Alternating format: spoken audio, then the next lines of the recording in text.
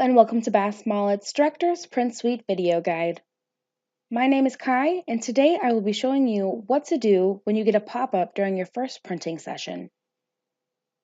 We'll first start off by hitting Print, and we'll receive this pop-up.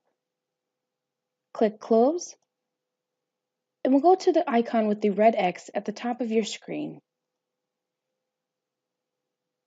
We'll click Always Allow Pop-ups from directorsprintssuite.com and hit Done. This is a one-time change, so you don't have to worry about doing this process repeatedly. We can now hit Print, and our PDF will automatically generate. If you haven't already set your computer to automatically generate PDF files, please watch our how-to video on the process.